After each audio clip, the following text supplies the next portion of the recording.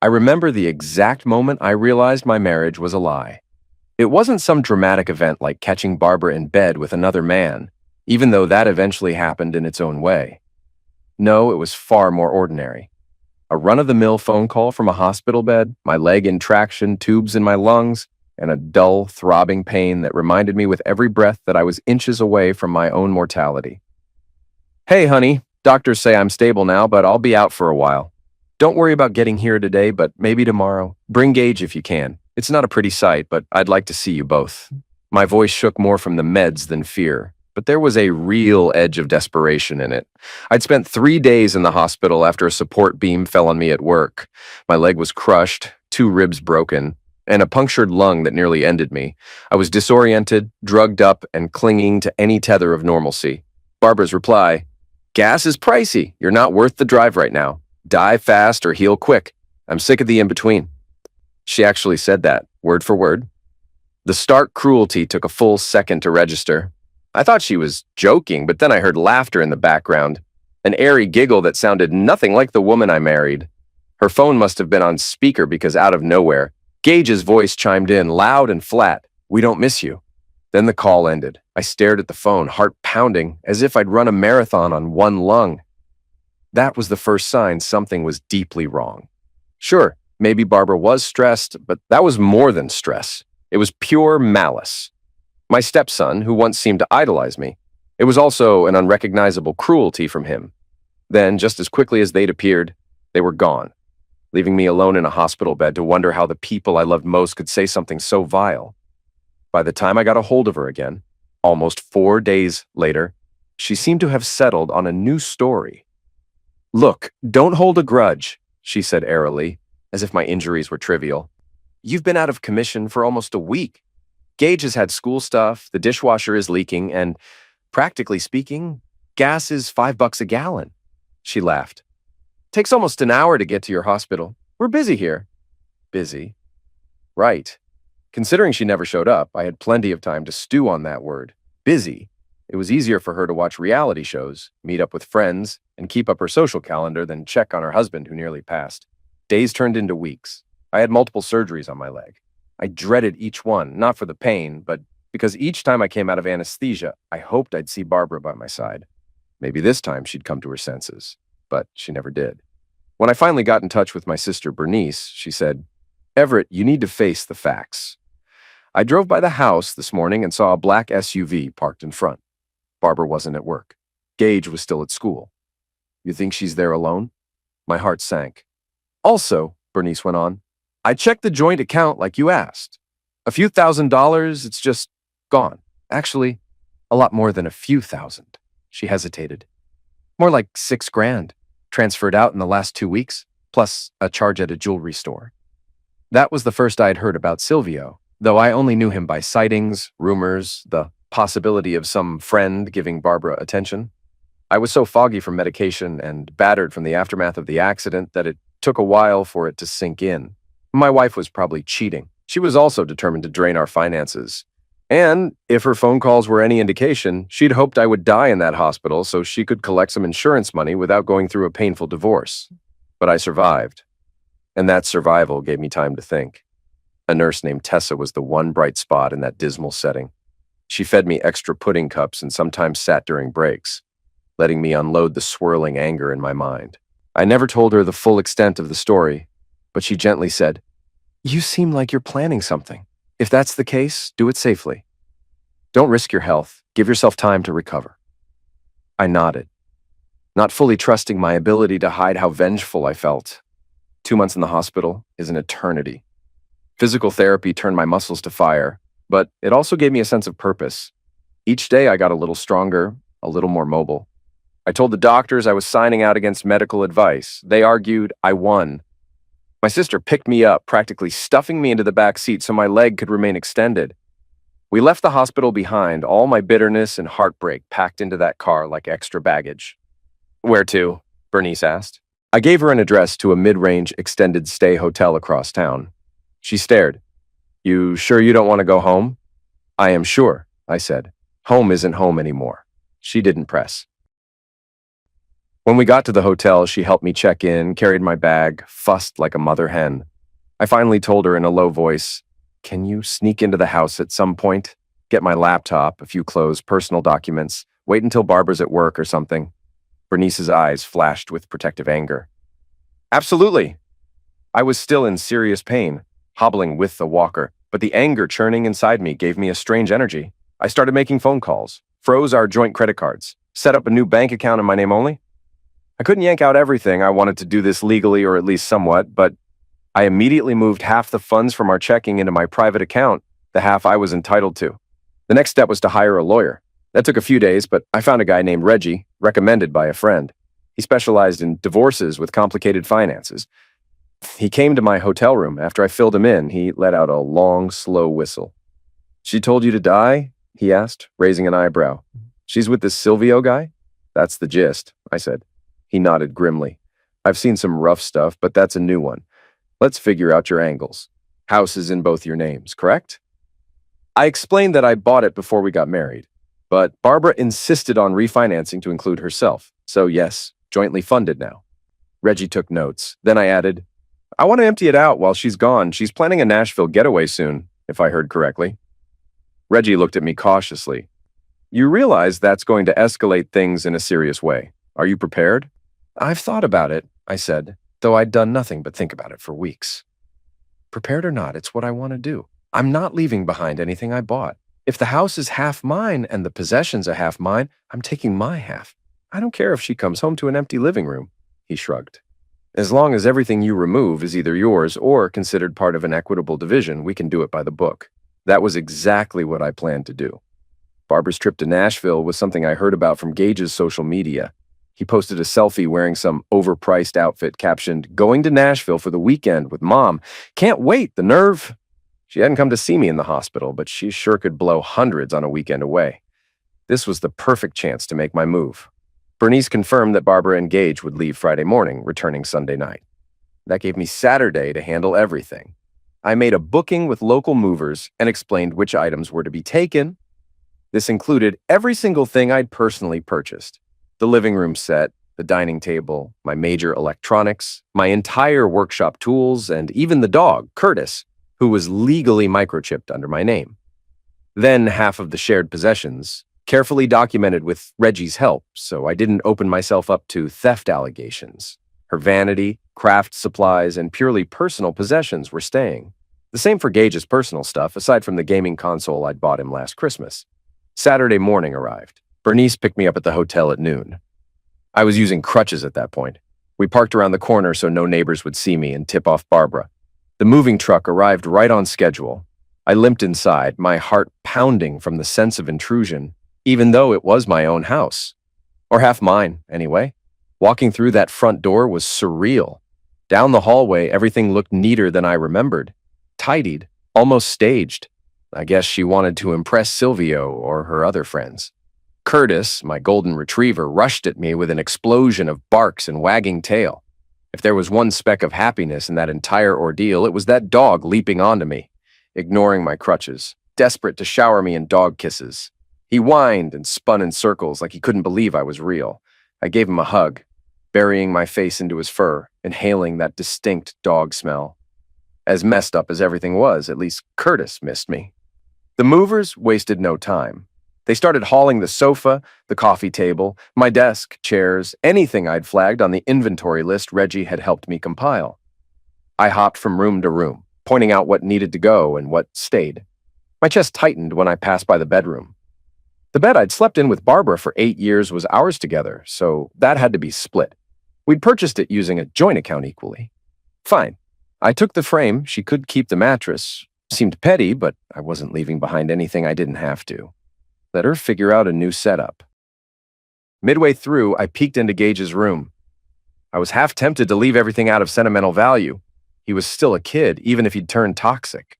But I kept hearing that snide phone voice, "We don't miss you." That memory was still raw. Yet a part of me recognized a 16-year-old doesn't just come up with that on his own. Barbara was likely behind it. But you can't unhear words. I pointed out the console I bought him, plus the monitor I contributed. The bed, dresser, clothes, I left them. He'd have a place to sleep. I wasn't making him homeless, but he sure as hell wasn't going to keep a pricey gaming system purchased by me. Let him learn that actions have consequences. By 6 in the evening, the moving truck was loaded. The house, once filled with pictures, furniture, random clutter, now felt echoey, a skeleton of its former self. Really, between Barbara's possessions and Gage's personal items, there was still a decent amount left, but the essential living spaces were gutted. The living room was empty, aside from a lonely rug Barbara once claimed was an antique, but was actually from a discount store. The dining area was bare. In the garage, my entire workshop was gone, leaving behind only some battered shelves and old paint cans. Upstairs, I'd taken the entire master closet I'd been paying for over the years, my suits, my e-reader, my portion of the shoe racks. Barbara's clothes and makeup table were untouched, and of course, I took Curtis. "Is that everything?" one of the movers asked, sweating after multiple trips up and down. "Just one last bang," I replied. "Pack up all the dog food, it's mine. Receipts show I paid for it." That might have been overkill, but I didn't care. We were done. Bernice drove behind the truck the entire way to my new apartment, a modest 2-bedroom on the ground floor, perfect for my slow healing. Watching the movers unload in my new place triggered a pang of guilt. I wasn't used to acting so cold, so vengeful, but every time I second-guessed myself, I remembered that phone call. Die fast or heal quick. No hospital visits, thousands draining from our joint account. And worst of all, Barbara's getaways with Silvio. This wasn't an innocent misunderstanding. She'd effectively abandoned me, so I was done feeling sorry for her. We finished around 8 at night. Curtis wandered the apartment, sniffing corners and hallway nooks, tail wavering in confusion. I set up his dog bed near the living room window. He flopped down with a sigh. My sister stuck around until close to midnight, helping me open a few crucial boxes, plates, bedding, towels. Then she left me alone in this new reality. Sunday night, the text messages started rolling in. I ignored them at first. By the time I turned on my phone, it vibrated so intensely it nearly fell off the table. Barbara had left a stream of texts. "Where the hell is all our stuff? What did you do? Why is the house practically empty? You can't do this, Everett. It's illegal." I scrolled through them. No sign of remorse, worry for my health, or concern about how I was coping after the accident. Just complaints about objects. I put my phone away and tried to sleep. But I only got a couple hours before curiosity got the better of me. Bernice had sent me a video from her own doorbell camera. In it, Barbara stood on my old front lawn, screaming at the night, her voice reverberating across the quiet neighborhood. "He took everything. My husband robbed me like a thief in the night." She looked deranged, hair frizzy from travel, wearing a short, glittery dress that might have been perfect for partying in Nashville but looked absurd on a suburban lawn. The cherry on top, she shouted, "He even took the damn dog! That's my dog!" The dog she barely fed, the dog who cowered when she yelled, the dog I walked, bathed, vaccinated, and microchipped. I let out a humorless laugh, then turned off my phone again. If Barbara wanted to talk, she could go through Reggie. I needed rest. Monday came with an unexpected surprise. I was trudging around my apartment on crutches when there was a knock. I opened the door to see Gage standing there with a scowl. He wore headphones around his neck and glared at me like he was mad that he'd even made the trip. I blinked. "How'd you find me?" He shrugged. "GPS. Mom wrote down your address after she hired a PI or something. Listen," he hesitated. "I need the password for the console, the one you took from my room." I almost burst out laughing. "You're kidding, right?" "It's mine," he insisted. "You can't just do that. I need my games. Especially after all the bullshit you just pulled. Mom's freaking out. You can't expect me to live in that house with no fun." I gripped my crutches so I wouldn't lose my balance from anger. "Look around, Gage." I gestured at the stacked boxes behind me. "I just got out of the hospital, have a battered leg. Your mother never visited once, neither did you. You both told me you didn't care if I died. Now you show up to demand a password?" "Yeah, well, I said I don't miss you because Mom told me to. I don't have to explain, but whatever, give me the code. Or you can pay for me to replace it. I don't care." My blood pressure soared. "Replace it yourself. I'm not giving you 1 cent and you're not touching my console. Move on." He let out a scoffing laugh, as if it were inconceivable I wouldn't hand it over. "You're going to regret messing with my mom," he warned, then turned on his heel and stormed off. I closed the door, heart hammering. It was horrifying to realize that the thoughtful kid I taught to fish and hammered nails with in a treehouse had transformed into this careless, entitled brat. At least that encounter gave me clarity. I no longer owed Gage anything. Barbara had twisted him into a smaller version of her manipulative self. 2 days later, I bumped into Silvio in the grocery parking lot, of all places. I locked eyes with him over the hood of my car as he walked out with a loaf of bread and some groceries. My mind flashed with images, him sneaking around my house, him probably in the bed I once shared with Barbara. My fists clenched, but he looked startled, adjusting the bag under his arm. "Everett, hey man," he said, halting a few feet away. "I heard about your accident. You doing okay?" His faux concern made me see red. I hobbled toward him, each step jarring my knee. I saw fear flicker in his eyes. My hand shot out. Without thinking, I gave him a stinging slap across the face. Not a punch. It was more insulting than that, the crack audible in the quiet lot. He stumbled back, nearly dropping his groceries, eyes wide like a scolded child. "You come near me again," I said, my voice low. "I'll do worse. You think I don't know what you did with my wife? Quit the fake sympathy." He pressed a hand to his cheek, stammering, "Chill, man, it's not—" I advanced another step. "Get out of here. Go. Now." People were staring from across the parking lot. Silvio mumbled something and hurried off, half limping with his groceries. I was trembling, adrenaline surging, but also feeling a twisted sense of satisfaction. Maybe that made me a villain. Maybe I'd stooped to his level. All I knew was I felt a tiny measure of relief from months of pent-up rage. That night, Barbara called from yet another random number, probably a friend's phone. I recognized her voice instantly. "You slapped Silvio in public?" she shrieked. "Just because I cheated doesn't give you a free pass to assault my friend. He's threatening to press charges." I let out a laugh. "He can press whatever he wants," I said. "Tell him to try me. I'll share every message, every bank statement, every detail of your affair. Might not help him in court, but will sure as hell embarrass him." She huffed. "You're evil.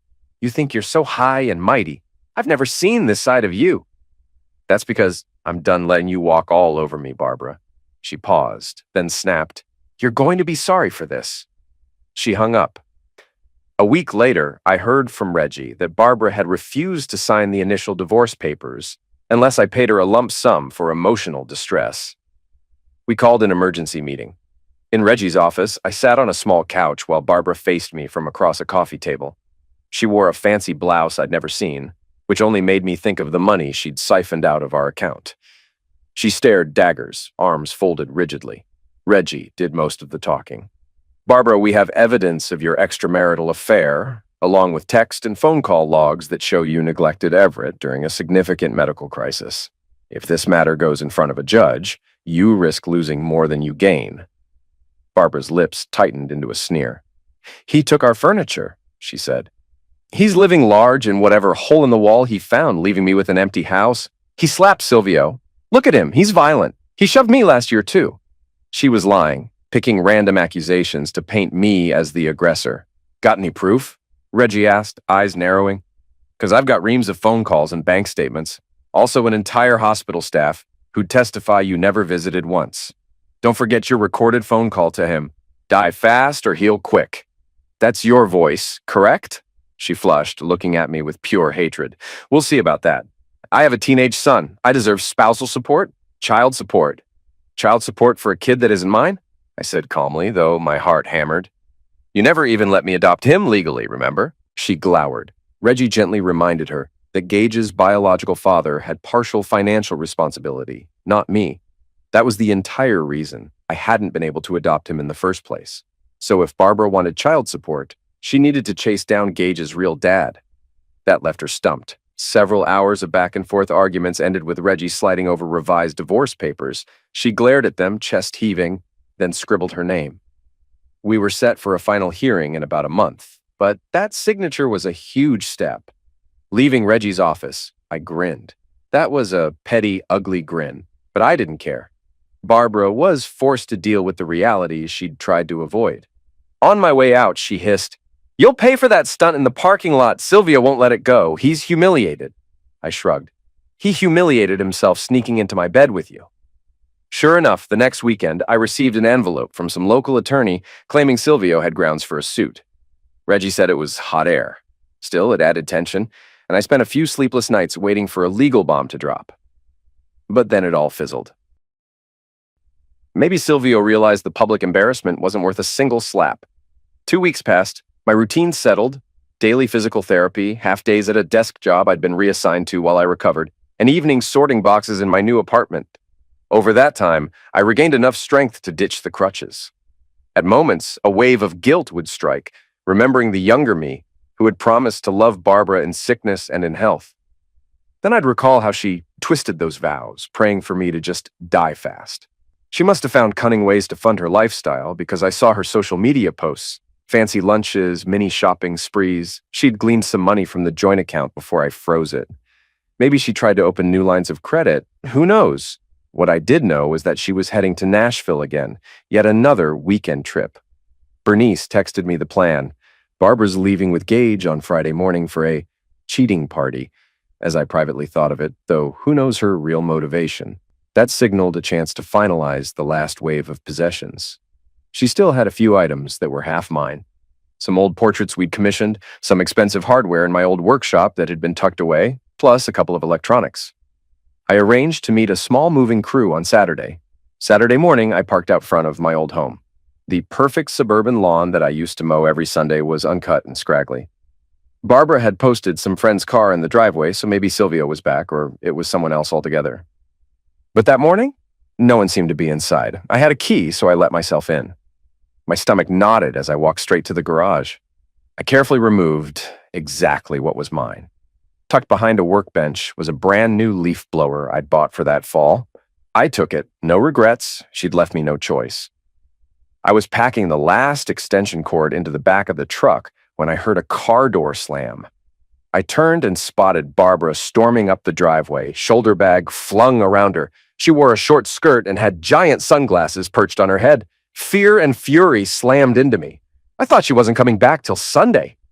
"What in the hell are you doing?" she yelled, voice echoing. "You're not supposed to be here! This is my house, you piece of—" She lunged. I was so startled I stepped back, forgetting my leg was still sensitive. She grabbed the collar of my shirt, nails raking across my neck. "You think you can keep doing this to me? Taking what's mine?" I shoved her off, my palm on her shoulder, more to protect myself than anything. But in my push, she lost her footing. Her heels skidded on a small patch of wet pavement by the backyard pool area. She stumbled backward with a startled yelp and toppled into the water. Splash! She disappeared beneath the surface. For a moment, I stared, stunned, watching the ripples. Then she surfaced, sputtering, mascara streaking. "You bastard!" she shrilled. "You did that on purpose." I clenched my fists. My shirt collar was still askew from her grip, and sweat trickled down my temple. "You attacked me first, Barbara. I told you everything I'm taking is legally mine. You signed those papers!" Her eyes spat venom as she floundered in the shallow end. I noticed a bruise on my forearm that must have come from her nails, a faint stinging. "I'll call the cops," she threatened, voice shaking. "I'll say you assaulted me, that you tried to end me." "Good luck. I've got a mover as a witness," I said, jerking my thumb at the stunned guy standing behind the truck. He wore an expression that clearly said he wanted to be anywhere but there. Barbara waded to the ladder, water pouring off her. She hoisted herself out, dripping, shivering, even though the sun was hot. "Mark my words," she hissed. "You'll regret humiliating me." She was nearly panting with fury, her face contorted. If I hadn't known better, I'd say she might actually attempt to murder me right then. Instead, she stomped off, cursing under her breath. She left watery footprints along the pool deck, across the grass, then climbed into her car and roared away, presumably to find a phone so she could keep painting me as the villain. The mover cleared his throat awkwardly. "So, do we finish loading?" "Yes," I said. "We finish. Then we get out of here." Within an hour, everything was packed. I took one last look at the house that used to be my home. The front door was wide open because Barbara had left in too much of a rage to lock anything. The living room was already half empty, and now the garage was stripped. My final piece of that place was gone. Though my anger simmered, a melancholy feeling nestled beside it. So many years, so many illusions. I shut the door, locked it, and turned over my key to the mover, who gave it back to me with a confused look. I realized it was muscle memory from the old days when I still cared about neatness and courtesy. That night, I returned to my apartment, laid everything out, and tried to watch some late-night movie. But my mind wouldn't settle. All I pictured was Barbara, flailing in the water, face twisted with betrayal, as if I'd snatched away the life she'd grown accustomed to. My phone blew up again with texts. This time, I scrolled through, actually reading them. "You worthless jerk, you're going to pay for humiliating me. My nails are broken. You threw me in a pool and ruined my phone. Silvio says you're an animal. I wish you had died in that hospital." On and on it went. I blocked her number. I'd let Reggie handle it. 4 days after that fiasco, I was at my job, trying my best to focus on the slow transition back to normal tasks, when Bernice sent me a cryptic text. "Heads up, Gage is teaming up with your wife. They think you're paying for his college. Might try to corner you." I swore under my breath. Gage had always expected I'd foot the bill for his future. I used to be okay with that, back when I thought we had a real family. Now, not a chance. Sure enough, that evening, I was returning from the grocery store, arms full of bags, when a voice behind me barked, "Hey, old man, open up." I almost dropped my keys. I turned to see Gage glaring at me, leaning against the stairwell rail outside my apartment. His posture reeked of teenage bravado. "How'd you get in the building?" I demanded. "Door was open," he lied. I cursed under my breath, suspecting he might have followed another tenant inside. He marched up, chin jutted out. "Mom said you canceled the college fund. You basically ruined my future. She told me you're refusing to pay a dime?" I let out a shaky breath, fighting the urge to push him away. "You're not my responsibility, Gage. Not anymore. I tried to be your stepdad, and you treated me like garbage. You told me to die. Told me you didn't miss me. Well, guess what? That means I owe you nothing." He blew out a furious laugh and stepped closer until we were almost nose to nose. "Bullshit. You promised me you'd help with college. You can't just back out." "I can, and I have." I tried to keep calm, but anger rolled through me. "Ask your blood father or your mother. Or do what everyone else does. Get a job, apply for loans, scholarships." He flung his arms wide.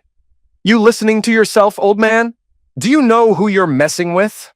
I'll make your life hell if you don't give me that money." Those words triggered something cold in me. I stepped forward, keeping my voice low, but menacing. "Get the hell off my porch, Gage, right now." His face twitched with fury.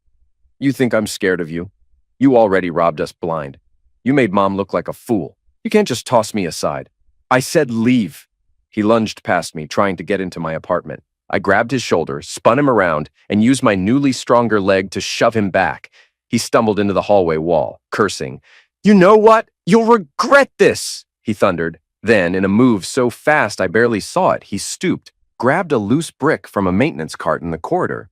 Someone must have been repairing a wall, and hurled it at my parked sedan outside the window. It sailed in a high arc before crashing through the windshield with a tremendous shatter. Glass fragments sprayed across the front seat. My heart pounded. "What the? Are you insane?" I yelled, dropping my groceries. "Pay for my college, or next time it's your face," he snarled. "You hearing me, a hole?" Rage engulfed me. For a split second, I wanted to tackle him, but I forced myself to step back. Instead, I pulled out my phone, dialed the police. "I'm reporting vandalism, trespassing, and a violent threat," I said, eyes locked on Gage. My voice shook. "Yeah, 211 East Waterside, Building B. Car just got its windshield smashed." "You can't be serious," Gage stammered, color draining from his face. "You call the cops on your own stepson? You gave up the right to call me stepfather the day you told me to die. Now get the fuck out or wait for them to arrest you." He stood there, realizing I was dead serious. At that moment, an older resident stepped out from a neighboring unit, taking in the scene. Me on the phone, Gage glaring, the smashed car window visible in the parking lot. The cops arrived with sirens low about 10 minutes later. Gage hovered near the stairwell, probably hoping I'd calm down. But my mind was set. Enough was enough. 2 officers got out, took statements, snapped pictures of the shattered windshield, noted the brick inside the car. Gage tried to spin it as an accident, some bizarre story that he'd tripped. But we had a hallway security camera. They replayed the footage, which showed him hurling the brick with clear, malicious intent. A wave of cold satisfaction washed through me as I saw the officers handcuff him. He spat in my direction, screaming about how I was betraying him. I just stood silent, locked in a numb acceptance that this was how it had to be. "You'll pay for this, Everett! You can't do this to me!" he screamed as they escorted him out. "I'll ruin you!" I said nothing. One of the officers gave me a curt nod, then followed the other as they led Gage away. The hallway fell silent, except for my own ragged breathing. After they left, I trudged down to my car, carefully surveying the damage. The windshield was a spiderweb of cracks. My driver's side door had fresh key scratches scoured into the paint. Probably Gage's sad attempt at revenge. I called a towing service, explained the situation. By the time they arrived, I was exhausted, standing there with groceries spilled in my apartment hallway and a battered sense of reality. Gone was the carefree father figure I'd once tried to be. I called Bernice. "He's been arrested," I said, voice hoarse. "He attacked my car with a brick." "Jesus," she whispered. "That kid has lost it. You want me to come over?" "Not tonight," I said. "I've got insurance stuff, and I need to call Reggie." "Thanks, though," she sighed. "You did the right thing. Take pictures of everything. Keep it documented." I hung up, took a few deep breaths, and cleaned up the groceries. An hour later, my phone buzzed. A text from an unknown number, probably one of Barbara's. "You'll burn for this," it said. "I hope you're happy." Ironically, I was the calmest I'd been in weeks. I was done with letting them manipulate me. Barbara and Gage had both lit the match on this war, and I refused to be their victim any longer. 3 days passed. Reggie confirmed Gage would likely face charges of trespassing and property damage. The cost of the windshield, plus the door scratches, would be on him. Barbara made a stink about how Gage was a minor, but he was 16, old enough to know better. The authorities took it seriously, though they offered him a diversion program if he complied with fines. I half expected Barbara to swoop in with threats or tears. Instead, I heard from Bernice that Barbara tried to bail him out, but funds were short and no one wanted to co-sign. She ended up calling her parents, who apparently were furious at Gage's actions, and at me, no doubt. But I didn't budge. On Friday morning, I decided to finalize some paperwork with Reggie for the upcoming final hearing. The official divorce date loomed, and I intended to tie up every last loose end. While at Reggie's office, we learned Gage was mandated to pay restitution fines for my damaged car, likely a few $1,000s. If he couldn't pay, Barbara would have to cough it up. Given her precarious finances, that was a problem for them, not me. I left Reggie's office feeling a strange mix of triumph and emptiness. After all the drama, this was the resolution. Gage fined, me free from any obligations, Barbara cornered. My phone vibrated. Another message from some unknown number. "This is on you. I hope your new life is worth the cost." I pocketed my phone without responding.